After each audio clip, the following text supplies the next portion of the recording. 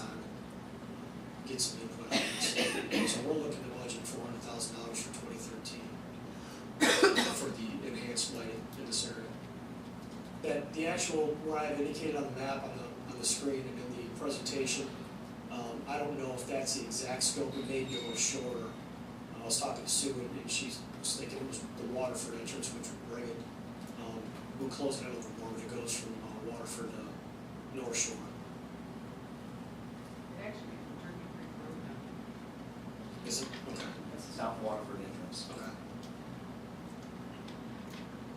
So yeah, so you I cut tried that. marking down here, but I can't put it. Really, this is actually a Knox County TDOT cost share project, isn't it? It's It's all state. beyond. It's all state. It's 100% state. Originally, when we had met with them on the front end about this, because 2 years back, we had all gotten together, and what we were looking at was 80% state, 10% county, and 10% town. And then the state stepped up because it is a state highway, and 100%, but just to refresh everybody's memory, part of what this project will include is on the west side, there will be a walking trail. There will be medians, because this is in the town of Farragut, we have patrol access, and that will provide for pedestrian refuge for crossing. Crossing the 5-lane road is hazardous at best. That will provide pedestrian refuge. There will be bike lanes, and there will also be a sidewalk on the east side of the project. And it's a 4-lane road, and then there'll be center turn lane out there. And the walking trail is going to go down and connect with Knox counties down in the North Shore area. Right. That's where all their park systems come in. This was kind of spearheaded by Terry Shupp in regards to the walking trail connectivity. And at the time, she was Knox County's green coordinator, and she's the one who initiated contact with TDOT to get this included as part of the project. And then Knox County, Farragut, and all participate and work that out with TDOT to get that in. So you think TDOT will continue to kind of adopt the complete streets profile with the project? Yes, that cross-section is what will Okay. be in that. Which is great. I'm not sure I can think of TDOT incorporating that. It's actually going to be an amazing amenity for the town. I mean, I think so because it's too. going to incorporate into Knox County's parks, and we have part of what Carrie was working on, and of course, I can't color in on here, but their park system is along the lake down there, in conjunction with TJ's and everything, so it really adds to our residents being able to access another park, but also Knox County residents being able to access our facilities. So it's a win-win situation for everybody in this area. It's really exciting.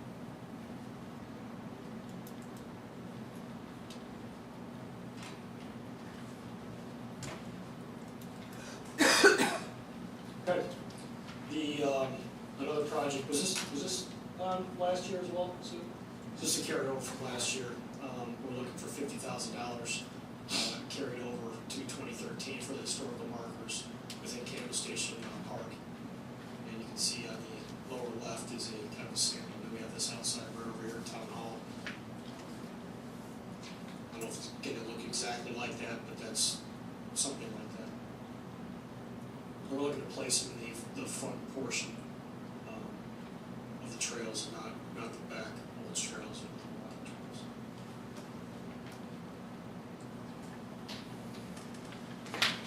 This project involves really the reconstruction of the entire field, which is Field 2 at Mayor Bob Leonard Park. Right now, the grading on that is very bad.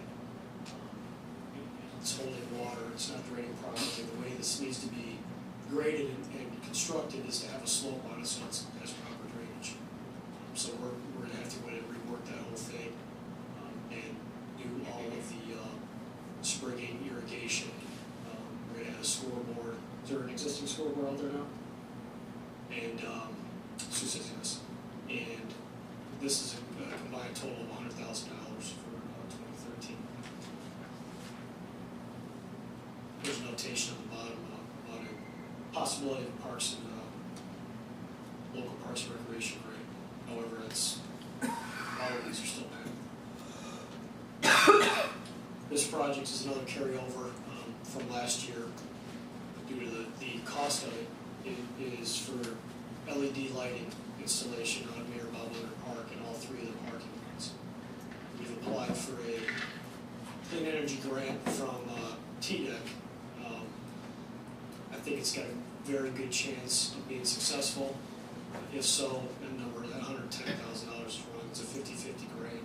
So we're looking at $135,500, I believe. And also, we're looking at a program $275,000 for 2013. That would be without the grant. So we should find out about this grant within the next month. So it's a pretty quick turnaround. That 2 weeks ago, 3 weeks ago. This is a continuing, kind of a continuing pedestrian connection program that we have. We're going to kind of isolate it a little bit and have it. We're going to designate money for pedestrian connections, not necessarily for pedestrian connection projects. So we have a pool of money where we can actually proactively go out after doing the analysis and figuring out where we need to put the connections, prioritize, and actually start getting them installed through this fund. So we're looking to allocate $100,000 each year, starting with 2013. So we're looking at a program of $100,000 for fiscal year 2013. That's for just the installation of the connections. This is also a possibly grant-funded project, and this is for the Virtue Road Greenway improvements. And I believe, was this also on last year, or was this, yeah, this was also carried over from last year. So we're hoping to find out about the grant. I think it's on standby, or we're in a secondary position on the grant right now, so we're hoping, of course, a lot of grants that we're successful with it, but nonetheless, we're looking to have this important project go through, and it includes an area off to the side on Virtue Road. And I don't know if you read the bottom, you can see the improvement section. Kind of gives you a little itemized list of what we're looking to do out there. So we're just waiting to hear back on this from the state. Land Acquisition Fund. We're looking to program this without any kind of prioritization of projects. This will basically be used for banking of money over the course of the next few years. So when projects or acquisition opportunities do come up, we have it in there.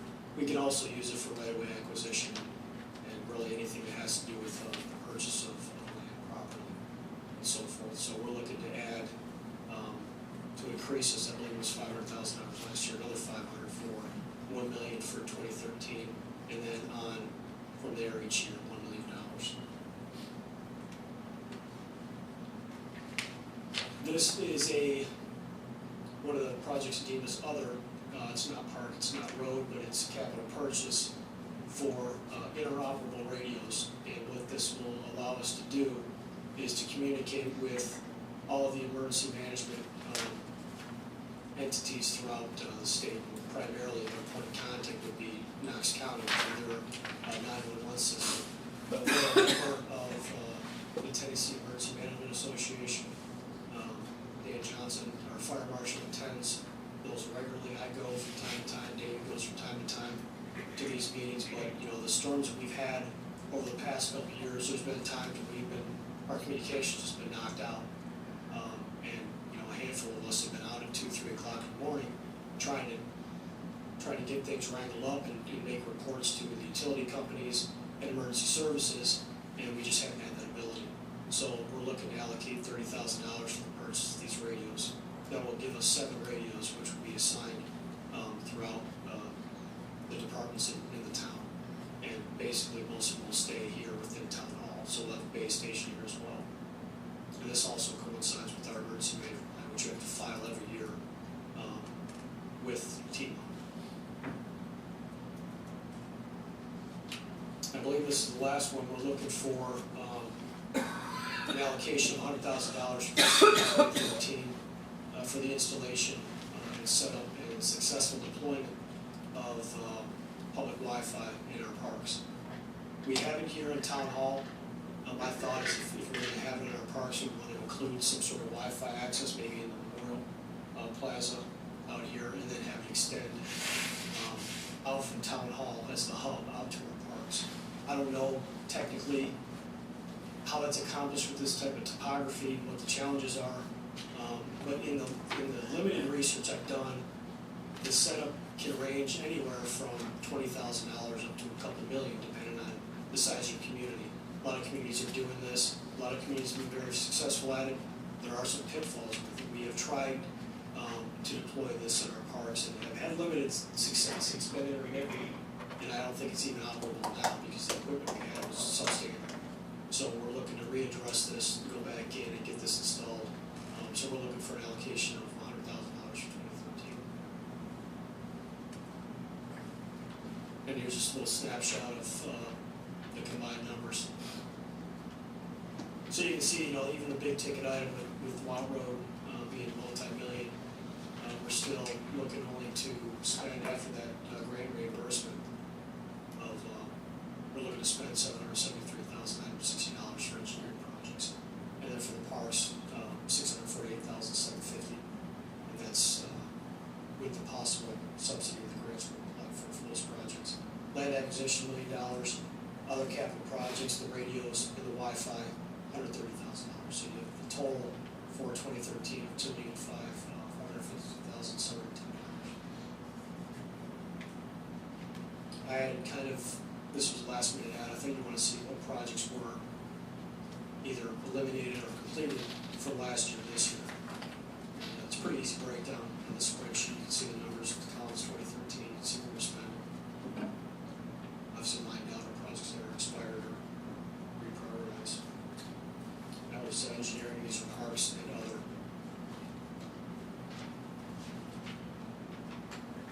Some added information. Not going to bore you with it. What are your questions? DOT mandate is low down in the state. So applicability. What's the criteria, what applies to what intersections? That we're going to deploy with? Yeah, I what's the can- vulnerability to how many? Apparently, we already have some that are out there, so we're looking to, or we have the setup for the timers. I think some intersections we don't have anything. So if we have the infrastructure and the power to run these things out there, then we just need to switch them out with the units. Otherwise, we have to put them out there. I don't know the methodology behind it. I don't know the philosophy behind it. I can find that out for the planning commission. I was trying to feel for what the extent of it. I believe it's every. You with state highway intersections, or is it? Probably, I can find out, but I would have to assume it's every city lists intersection, or every intersection that we're gonna incorporate a crosswalk. They have some sort of traffic count as one of the criteria you look at. Because you could have, I don't know, pick a lonely place that you can think of where there are not that many cars, but there is a red light. And it's not the same as Kingston Pike red light. I'll find out the criteria and what their philosophy is behind this and get it out to you. And I'll also post this stuff on my portion of our town webpage so it's public can have access to it.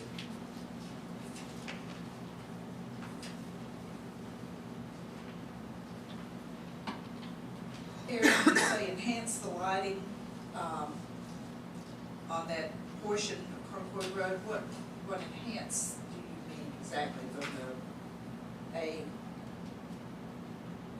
the physical poles, or do you mean the light itself? I think it would depend on what we, as a town, as the board selects as far as the elements of the pole. I think what we would do is come up with a couple of templates or a couple of benchmarks and allow the board, the planning commission, or whoever wants to be involved to select these type, but I think we'd have to not replace, but actually purchase and install instead of the industrial looking TDOT lights, whatever lights we select. I'm thinking decorative, I'm thinking something that's gonna really enhance that area. You're talking key corridors here in the town that, and any community you drive around, it's stuff you catch, it's beautiful, and it's a key corridor for the town. I think we really need to focus on those.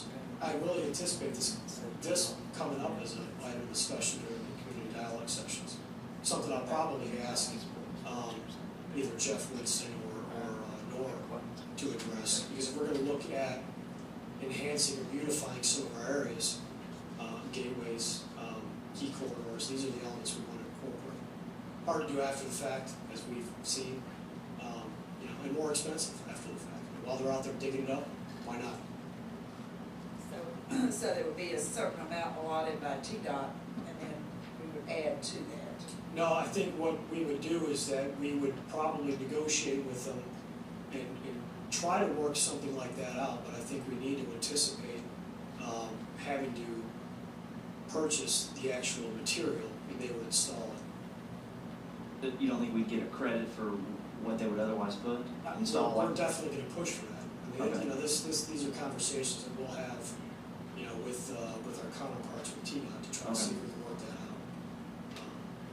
It's not, we negotiate with this stuff quite frequently, and we're always pushing to try to get the best we can for as little amount of money as we can.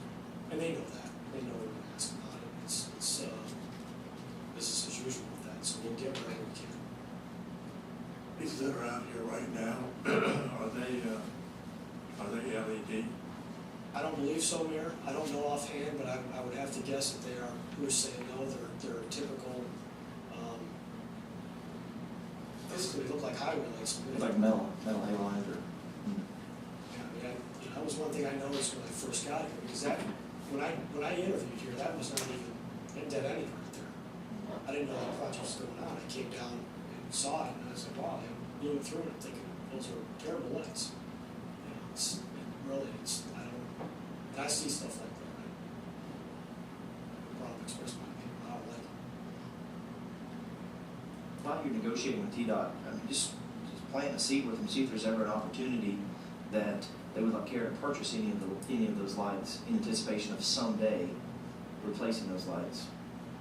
If when future projects, then we can help reduce some of the costs that we discussed in the past about those lights, because they're good lights, and obviously TDOT specifies those as a standard light on their road projects. But surely they have use for them. Whether or not they would be willing to pony up for them, I don't know.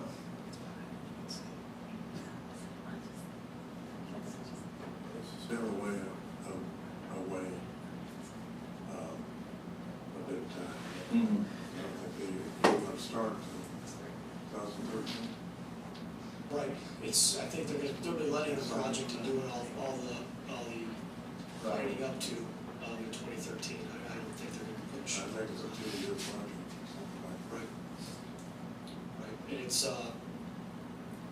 because we're not involved, it's kind of hard to. Out of our hands. But It's kind of hard. Yeah. I mean, while you're we'll having try. those discussions with maybe some decision makers, it might be worth just planting a seed and saying, hey, while we're at it.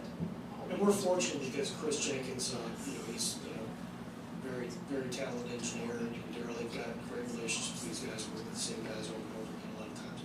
Chris came from TDOT, so we know the players, and we deal with them all the time. So if we can work something out, we will. Well, the new commissioner is a very reasonable guy. And great to work with. Staff who are very flexible, and we talked to them about putting our entry signs in the grassy part, in the ramp, takeoff ramp, whatever.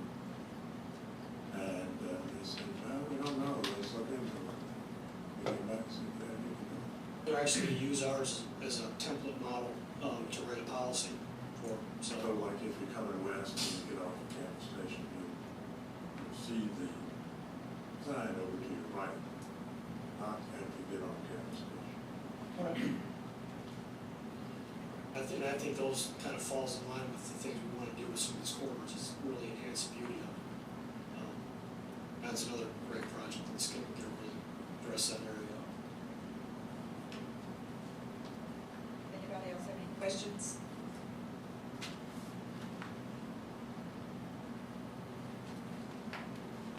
I've got one more thing written down here. When we're talking about the pedestrian connectors, is there a list of the areas that are going to be included for completion? I know that Ruth, Daryl, and Sue, I was supposed to meet, I had something come up and I wasn't able to, but they had met a few weeks ago and looked at it. We also have the pedestrian circulation plan, which this planning commission has been a part of. Our first step would be to go and refer to those resources and look at basically our GIS, and connectors are key for us, and start looking at what logistics are involved. Of course, a lot has to do with the topography of it, any huge trees that are in the way, how much right-of-way we have, if we need to purchase right-of-way to put these in. Those are all things that we have to factor in. I don't know the outcome of the meeting they had, but that's, we'll be doing a full analysis on that. And my intention is once we get these areas prioritized is to have these published within our GIS so we can put these up on the website and actually have some interaction with them. Ruth, did you want to comment on that? If there's any other priorities, would you guys have any additional on that? Our highest priority, of course, is the same priority that's been identified by the planning commission on numerous occasions, is the trail in front of the Willow Creek Golf Course. That was the one I was gonna ask about. Yeah, that's actually, I think that's been pushed to 2014. Should be in that spreadsheet that's in there. Is there any particular reason? Because I know when we did that, I don't know how many years ago it was that we did that, but that was the number one priority at the time that the planning commission zeroed in on. I think I don't know exactly what the reason is. I mean, it's, I think we need to push it for some of these other priorities that have come up. As far as the strategic planning process and what we're gonna do with the development plan, or the land use plan, I think it's one of these projects that it's a priority in the sense that it would be great for the community, but I think there's other things that we need to address. And there are still some projects that we have on our list that I think we need to go back and take a look at and reprioritize.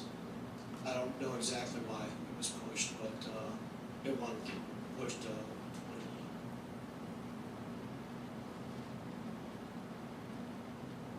I not finding it?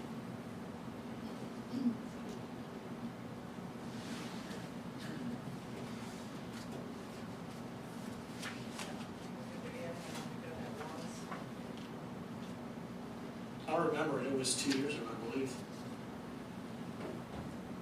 I remember 2 years ago, it was kind of a priority. I mean, it's kind of the number one pedestrian connection priority.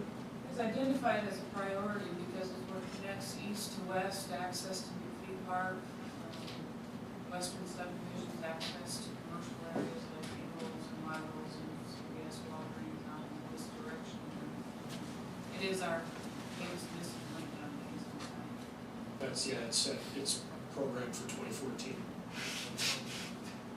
It's on that spreadsheet. It looks like it's the fifth little parks total. And as of now, we do have 2080 funding. Meaning we would pay 20%, yeah. Is that something that's there continuously, or is it something that's we're in jeopardy of losing? I thought it was a possibility when you go for years, or we got the money several years ago, there, you just had to use it. I think the grant's still on the table, is what you're saying. It wasn't a grant, it was, So it cost you $218. Okay. Yeah. I guess what I'm kind of thinking the same thing that I think Rita's thinking, that I'd like to see that maybe prioritized again, especially if those funds are available. And especially if we're running a finite amount of time that those funds may not be available. Now, we may check into it and the state of Tennessee may say, nope, it's expired. But I'd like to say if it is available, it seems like we had cooperation from the test runs on that as far as construction easements, and I think there was sufficient right of way, but maybe a couple areas we had concerns with guardrails, but it seems like we had a very amicable landowner that was working with us because everybody knew that the bigger picture was a good improvement. Right, if we would have to be acquired, first thing we need to do is do drawings, hire an engineering firm. You know that a couple of years ago, we actually had a site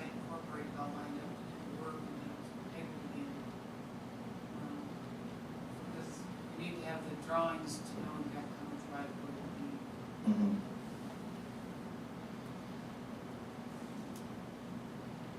Somebody who lives down that way, I get that question from people frequently, as to when we're gonna get that. You know, this may have come up as a conversation because of the Everett Road Bridge project. I don't know if it's one of those things where we didn't wanna have two going on at once. Yeah, I don't know what was behind, If I would think if we started planning now, we maybe could start by the time Everett Road, the Everett Bridge Road gets finished up next spring. Because I think we're set for spring 2013 on that, that's what we're hoping. And I think according to Mr. McKinnon, it's even a little bit ahead of schedule, so. Is it not that ever? Yeah, it's scheduled to be done in May of 13, the Everett Road.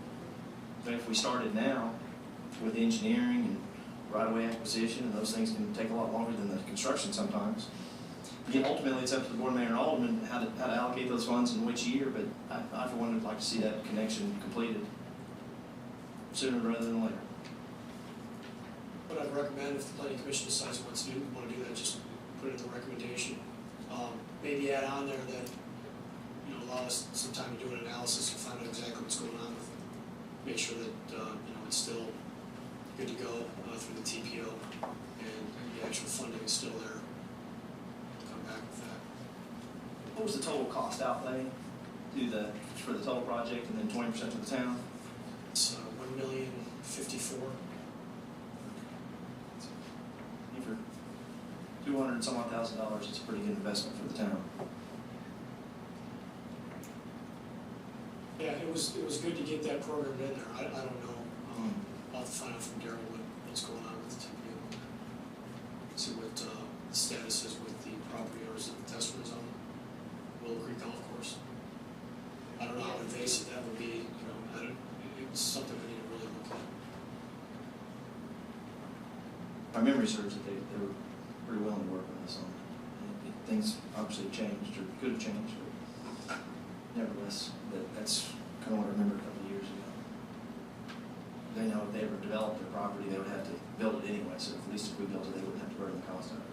Not that I think it's going to be developed anytime soon, but nevertheless, it seems like it's a good fit. Anybody else have any questions or comments? Regardless of how you guys vote on this, I'll get the background, get it out to you.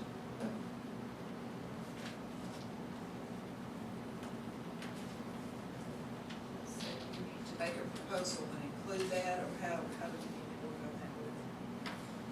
I believe that if you want to include it, and you're satisfied with the rest of the CIP, that you would make a motion to support the CIP with the addition of the trail. Added to 2013.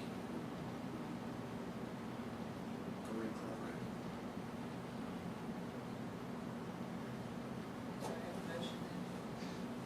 Sure, if I can put it exactly how Ruth wants, but I'll make a motion that we approve the CIP plan with the addition that we can somehow fast track maybe that's the appropriate word, fast track the Kingston Pike at Willow Creek Golf Course pedestrian connection. Or maybe prioritize might be a little bit better word to you. So put it in this, like, 2013. Yeah, if you wanna do that, I would ask that you designate exactly. Okay. Put it in 2013. Well, basically, 2014 instead of 2014/15. I guess I'd like just to at least be able to start the engineering. Two-year program, to 13. 2013 start July of this year, is that correct? So it'd definitely be something, it seems like our timing's right to go ahead and get rolling on 2013. Ruth, did that, where are we on? Was move to approve CIP with addition of Willow Creek. Obviously, the farm trail. Willow Creek Golf Course Trail in fiscal year 2013. Have a motion, do we have a second? Second. All those in favor? Aye. Opposed? Thank you, Gary. Thank you. It's a good presentation. Very boring. Not really. That's good. If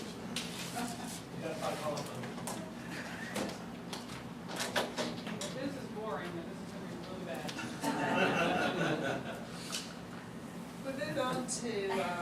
couple of things that are staff-generated. Discussion of amendment to the Farragut subdivision regulations, Article 4A, required improvements. 10, street name and traffic signs to modify for sign reflectability requirements. Reflectivity. Reflectivity. This It wasn't that boring, Gary. This has been, some of you may be aware that the sign reflectivity was required, that there was going to be a requirement that all of our signs within the town be upgraded and they be changed to this high definition type reflector. And we got a reprieve from the federal government on that, and that now it says signs are replaced and they have to comply with this. In your packet, I included some proposed wording. Currently in our ordinance, in our subdivision regulations, we have the subdivider shall provide and install street and traffic signs where indicated by the town.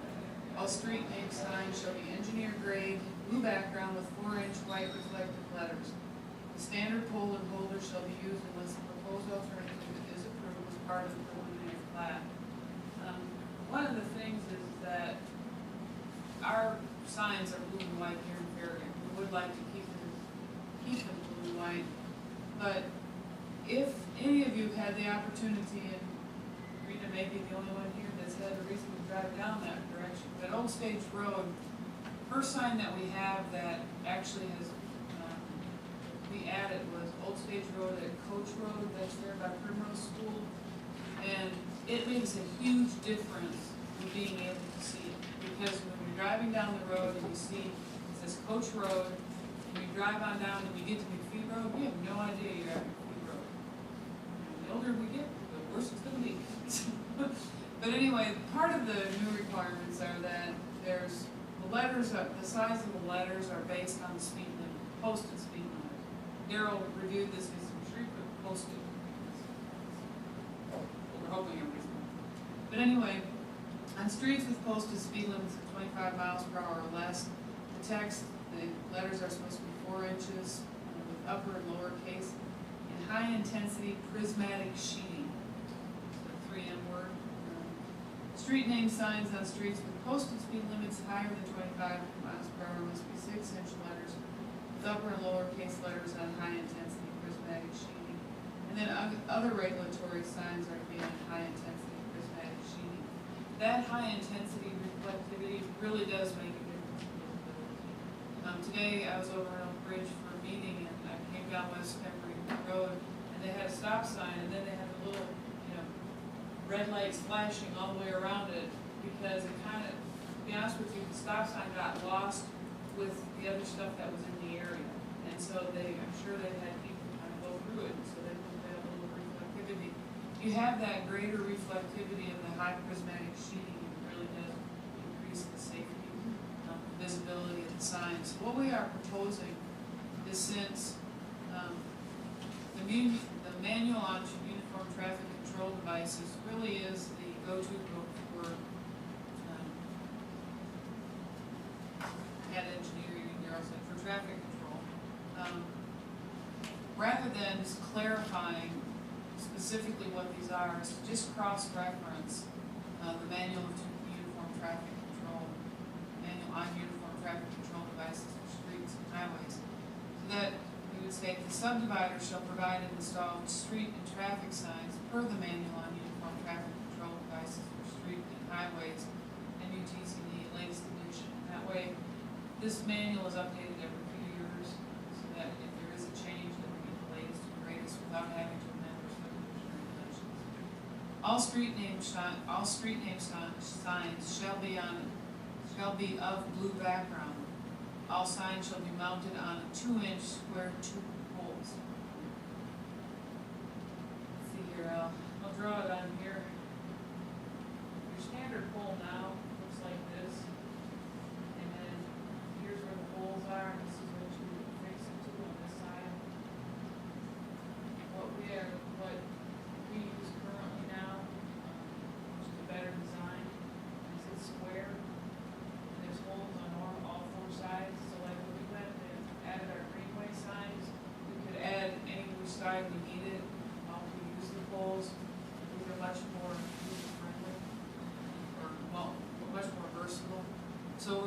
going with the 2-inch square tube poles. And then we do want to retain our identity with the blue street name signs, that way we are differentiated from Knox County, Knoxville with our street signs. One of the questions for you is, do you all want to still provide for, unless a proposed alternative is approved as part of the preliminary plat? You know, some subdivisions like to go with a decorative pole. Do you want to still leave that avenue open? That's really up to you. Is that something that comes up very often? Kind of goes in spurts. But we have we have quite a few that have the decorative pole. Where the problem runs in is when a sign gets hit in, something happens to it, they're not our signs, there's the homeowners association sign, and there can be a lag time to get them reinstalled and, which can create a 911. You won't know where they're at, and so, you know, there's, Are they not gonna be subject to the manual? Be subject? the posts would not be implemented, just the signs. And the signs themselves, we have regulated all along, but they still have to meet our requirements. You know, we have examples of subdivisions in town that do not meet that, which does create a problem at night for folks when they're wayfinding and that sort of thing. So we now require that all of our signs be blue sign with white lettering. What we would do with this is it would still require the high intensity prismatic sheeting with certain size letters and everything. The question is, do you want to allow for an alternative pole? How much is it for?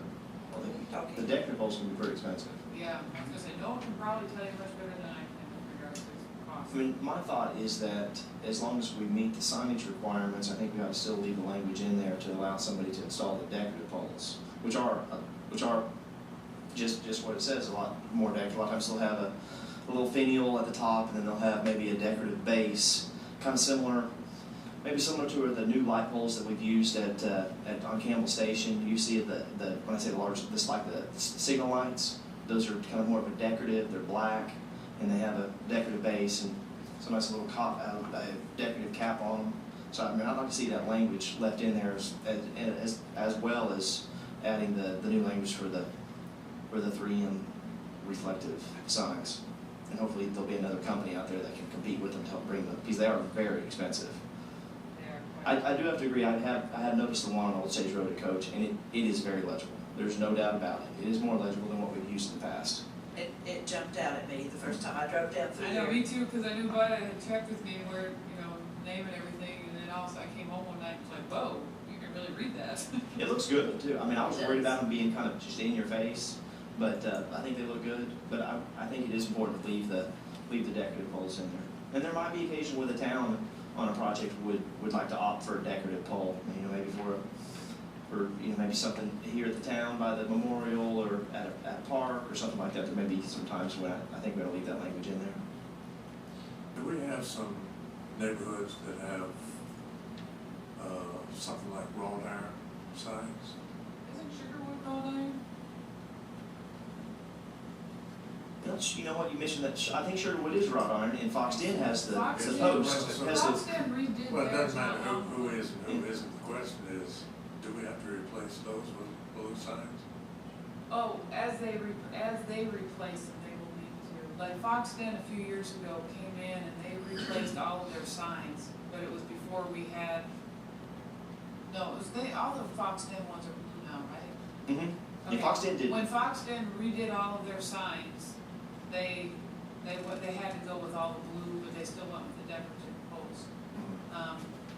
You know, I would have to defer to Daryl on that with regards to, and Bud, because they're the ones that have gone through all that with regards to the requirements, because it seems like that's what the federal requirements are, is that you have to change. Now, I know Sugarwood's entrance sign just got, their street name sign just got mailed a few weeks ago. I don't even know if it's back up or not. And so, that would be a good area where you might want a blue one, so that when you're telling people where to They can see it, but, my understanding from what Bud and Daryl have explained to me, because Bud had gone to the Public Works thing, professional meeting, and it seems like whenever part of the deal with the replacement. Do you remember, Gary, with that? That was the replacement of that? Yeah, we talked about it, but I can't remember off the top of my head.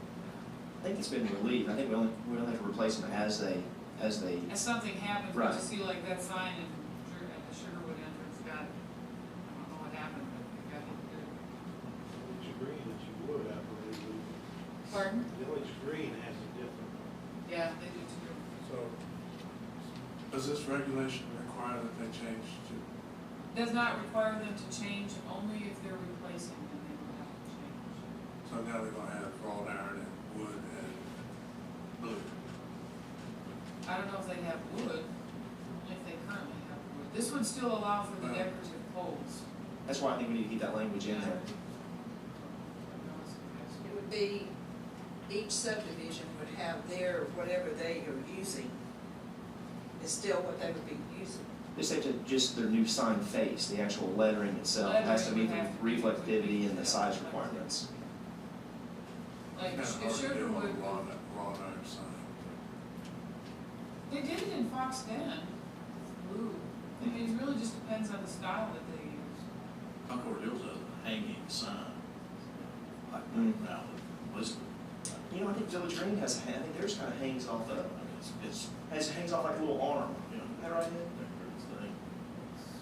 I don't know what we have since it's And there's not really a lot of reason to be replacing signs. I mean, Fox Den had, originally, I think theirs were wood, that's why they went through and replaced all of theirs. I don't know if you remember, the Fox Den ones were actually a post and the street ends were like vertical. Oh, and they Remember were wood. They were vertical, and they were had actually that- engraved into the wood, and they were actually, Yeah, that's- you actually had to, you had to read it vertically, you had to read the street Yeah, name it was vertically. really hard to read. It's really kind of, I'm sure for 911. So now I don't remember, they just have the standard now? No, they They went were with the decorative, was that decorative on pole, but they went with the blue signs. They look good. Yeah, they look very good. They came before the planning commission years ago, it's been 8 or 10 years ago when that, It's been a while ago that they did that. but I it is, remember working with the homeowner association back in the town. But bottom line, if the decorative pole is not done, that's up to the neighborhood to replace the pole. Right, they have to replace the sign because it's, well, Even the sign, I mean, the name? basically, if they don't go with the standard stuff that we keep in stock, it's owned by the homeowners association. If they don't have any kind of time frame that they have to do it by, or anything, you can't stay there forever or without a sign or. Oh, well, they do need a sign from the standpoint of liability. I think their insurance. They don't, as a homeowner association, they don't ever want to put themselves in a liable situation where somebody claims that something bad happened because they didn't find it. State passed a requirement just a few years ago to put southwest, northwest,